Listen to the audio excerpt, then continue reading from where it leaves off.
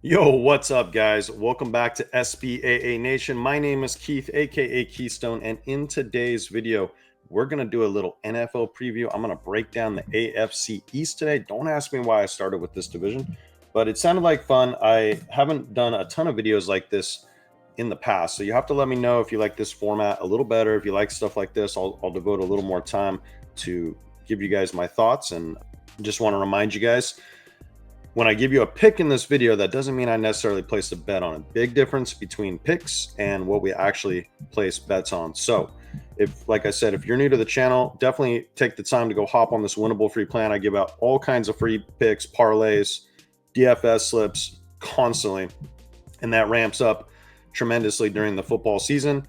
And I also wanted to let you guys know I got a deal going on right now where you can literally get a VIP month pass for the price of a week. See how the week price, we change this, it's exact same. This is going to go up soon, so take advantage of that now. Once you're in, it's always that price. Even if I raise the price, you're grandfathered in whatever you sign up for, which will be that price. So let's get into that breakdown. So like I said, we're going to start with the AFC East. This is by far the biggest favorite on the card with the Buffalo Bills, so we will start with them. This team just feels like the most consistent, the one that has gone through the least amount of offseason changes. So we still got, of course, the former league MVP Josh Allen, backed up by Mitch Trubisky. Mitch is actually a decent backup. I don't hate that signing. I think he'll be a decent fit in the system. Where even if something happened to Josh, he could probably win a couple close games for this football team. So after kind of evaluating the rosters, I'm just kind of giving you guys some PFF grades, what I think their, maybe their strength is, and then their schedule. We'll talk about a little bit of everything. So one of the weaker spots, I think, is their skill player depth. Now, they did get James Cook signed, so that definitely helps. But I mean, I don't think he's like this amazing running back. I think the receiver core is a little on the weaker side when you compare him to other NFL units. But they got the MVP, and this guy's a stud. So I think this team probably has a really good chance at winning this division based on the competition. They did improve the defense via free agency and the draft, of course. Got Joey Bosa, which is big for them.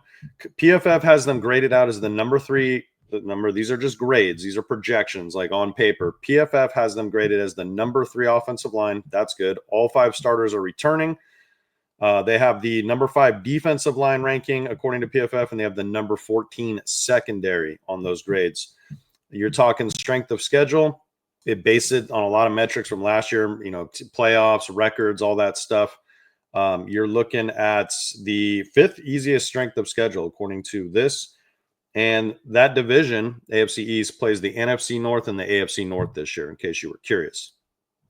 So they didn't make a ton of offseason moves overall. One thing that does concern me with Buffalo when I dug into the stats a little bit more was they had a ridiculously high turnover ratio. It was actually one of the highest ones since the year 2000. Yeah, so they had one of the highest differentials since 2000.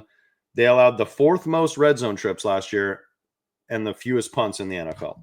So it was kind of a bend, don't break defense. Now, could they be better? I don't know, but that is a little – that stood out to me. So when you get a win total at 12.5 or 11.5, depending on what you want to pay for the price, naturally – I am kind of leaning I'm kind of leaning the under 12.5. I don't know if they make it to 13, but I kind of, it's a really sharp line because I think they probably end up with 12 wins after I looked at the schedule.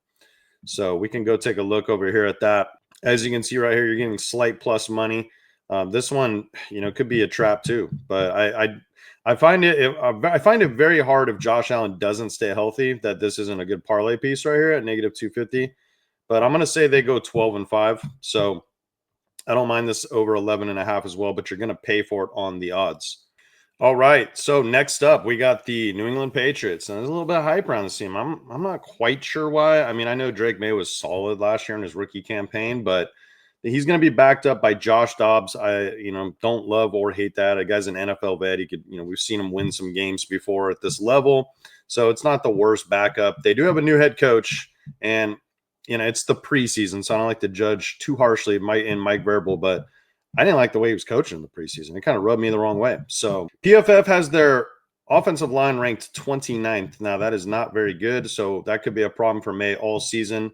They have the 13th graded defensive line and the number 5 ranked secondary. So that is a strength on paper from this team. I think for them to have success, they're going to have very impactful players from the rookie class that they drafted. And they do have the second easiest schedule on paper, which is saying something.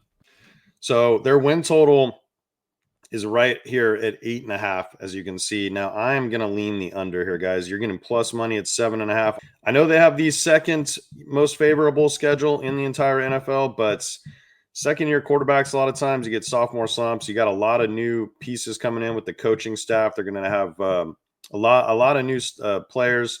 You never know with a guy like Stephon Diggs too. Like if he's not healthy, that's really going to hurt this offense. So I kind of like them under 7.5. All right, so next up, we got the Dolphins. Now, Tua's still there. We'll see what happens with Tyreek Hill. I have a hard time trusting this team. I'm not a big fan of their head coach, Mike McDaniel. Now, PFF has them ranked at the 25th offensive line on paper. That's not very good. That's going to give a timing offense like this. Expect more like West Coast style, like quick stuff, because Tua is a guy that we know is very fragile. You don't want to see this guy getting hit. And that is always a possibility with this team. PFF has their defensive line ranked 11. And I personally do think with guys like Chubb and Phillips, if they can actually stay healthy this year, this could be actually a top 5 unit on paper. So that could be a strength of this team. Now, with that said, their secondary, PFF has them ranked 29th best. This could be a team that gets involved in some shootouts. They do have good offensive skill players with running backs and receivers if they can stay healthy. One sleeper that I do kind of think could be an impact player this year is the free agent Nick Westbrook. Irkine, I think is how you pronounce his name. Just because of the uncertainty of Tyreek, he's such a diva. He could do something total clownish. And, we've seen him get hurt in the last couple seasons on and off. So I think that could be a decent sleeper pick to look at. Like I mentioned, I'm not a huge fan of their coach, but they do have the 9th best schedule according to all those metrics. And their win total, as you can see, is set here right at over 7.5. Now, I like the under here a lot, just because of Tua's, being fragile. I forgot to mention the backup quarterbacks. It's going to be Zach Wilson, and then they drafted Quinn Ewers out of University of Texas from the Longhorns. So, maybe some guys that can play, but I like the under 7.5. Like I said, I don't trust their coach. I think the offensive line is going to give them a lot of problems this year. So, yeah, I would lean the under on the New England Patriots and the Miami Dolphins on the 7.5. I like this one even more than I like that under for the Patriots, but I feel really good about this one. It's probably one of my favorite picks so far.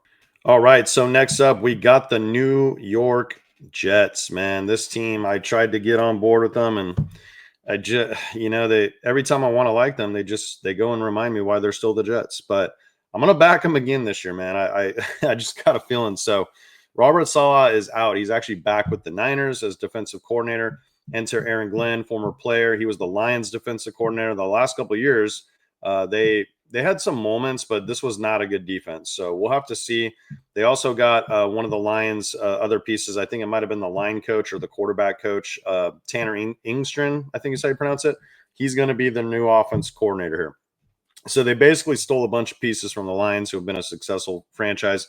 You've seen a lot of teams do that. The Chiefs are very fortunate that they never seem to have to give their guys up. But the Niners, they always get stripped, year over year over year. So then now the Lions are tasting that a little bit, and it could be significant. We'll see. Quarterback in this team this year, we got Justin Fields. I do see him being the starter. I don't really think there's any competition here. You have Tyrod Taylor. They recently signed. We'll probably back him up. He's a vet. He's been around forever, played with the Bills for a long time. And then most likely third or fourth, you're going to have Martinez or Brady Cook, the rookie from Missouri. Not a big fan of Brady myself. I didn't like the way I think he held that team back last year in Mizzou, but it could be wrong. So, all right. So talking PFF grades, they do have on paper, the 9th best offensive line. It's a very good interior unit. They moved on from a longtime Hall of Famer Tyron Smith, and Morgan Moses might be a Hall of Famer too. And they're using there are a couple of former first-round picks that they drafted. So we'll see if those kids play well at the tackle position. This could be a top 5 line just because we know the interior is solid. The defensive line has fallen in recent years, this was, I think, the #1 graded line coming into last season. They underperformed. The staple still here is Quinnen Williams. Yeah, pretty bad year last year, to be honest with you. It's a young line, so we'll see. There could be some growing pains. They still have the 11th best secondary. They had #1 coming into last year as well. This defense did not play well last year. So they still got Sauce Gardner, and that matters. So he's the best corner in the game if you go by the grades. So they did lose Reed, and they're going to need some rookies to play well. I think a couple strengths of this team is clearly their 1-2 punch at running back of Breece Hall and Braylon Allen. And then they still have an elite receiver. Garrett Wilson is elite. He's just hasn't really put it together yet and had stable quarterback play, even with A-Rod. So, I think behind him, though, it's very thin. You're looking at guys like Josh Reynolds as possibly your 3 or 2, and Alan Lazard as possibly your 2 or 3. So it doesn't look pretty there. I do, however, love the kid that they drafted out of LSU, Mason Taylor, Jason Taylor's son. I don't know if you guys remember Jason Taylor. Some of you older guys used to play for the Dolphins. This is his boy, and he is a very good big tight end that I think could be an instant impact player. I looked on some of these player prop sites for his yardage total. I would probably take the over, but a lot of them don't have it up yet, probably because they don't know what to do on him. But I do like that, and I think that this team might surprise some people. I just do. I feel like because no one's going to bet on them, they probably get it done. I actually like this over 5.5. I think they get 6 wins. Looking at the schedule, same thing. It's a top 10 schedule overall. So, 5.5. I think just off the division alone, they could, I think they could steal a game from the Bills. I think they beat the Patriots at least once, and I think they definitely beat the Dolphins at least once. So you're talking halfway there right off the bat. And say what you want about Fields, but the guy seems to always be involved in close games. And quite frankly, if Pittsburgh would have stuck with him last year, well, then they might have actually done something. We'll see. But that's a couple leans for y'all. I mean, if I had to give you like my projected records based off the schedules I looked at, we'll do the Bills at 12-5. We'll do the Jets at 7-10. We'll do the Patriots at 7-10, and we'll do the Dolphins at 6-11. And that might even be generous. I really do not like the Dolphins this year. Some of my best bets, I'll give you guys. I like all these right here, but the best bet 100% is going to be Bills to just win the division as a parlay piece. So if we come back over here to that, we go to the AFC East. Did I pass it? Division winner. There it is. Okay, yeah. So the Bills at -330. I mean, you could put this one with some of my UFC futures that I think are absolute locks coming up here in about a month. You could stick it with any other thing you really like. I think this is a fantastic parlay piece. And then for all you DFS users, or you can lock these in on the books too, just make sure you get the best lines. I do have a couple player props that I like for season long. I wouldn't recommend throwing like a ton of money at this unless you have an awesome bankroll. But Josh Allen, this is a really good line over here. It was $4.99 over on Underdog. So I like him to hit this. I think he's done it all but one season. The only thing I think that stopped this is a potential injury. So give me Allen over 475 rushing yards. Fields, passing plus rushing TDs. I feel like this is just a little low. If he plays 17 games, like I said, he don't have a lot of competition. So if he stays healthy, I mean, I think he has a good chance of probably running in like 7 to 8. So you're telling me he only needs like 15 passing touchdowns potentially? Yeah, in 17 games, that's like less than 1 a game. So yeah, I don't mind that one. You could look at Fields' rushing total as well. And then Drake May, I mean, he had 420 something, I think, in 13 games last year. And I think one of those might not even have been a started game. So if he had 423 in 13 games, this is their guy. He's their franchise quarterback. 499, 500 yards in a 17-game season.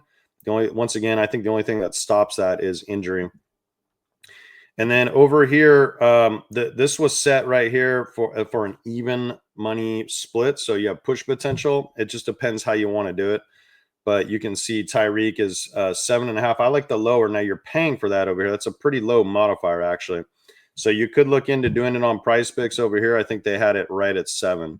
And you just have to accept that if he gets 7, well, you're going to push this instead of win this. So that's all I got for you guys. Stay tuned for the next one I do. I'll probably do all the AFC first, and then we'll move on to the NFC. But expect one of these like at least every other day, all the way up to the buildup of the season, and then we're obviously going to have some plays for Thursday night football when that kicks off with the Eagles and Cowboys. Not this Thursday, but the following Thursday. So thanks for watching, guys. Drop a comment. Let me know if you like the picks, or like maybe you got something else. Like, am I crazy? Back in the freaking Jets again? You guys let me know, man. Let me know in the comments. Peace.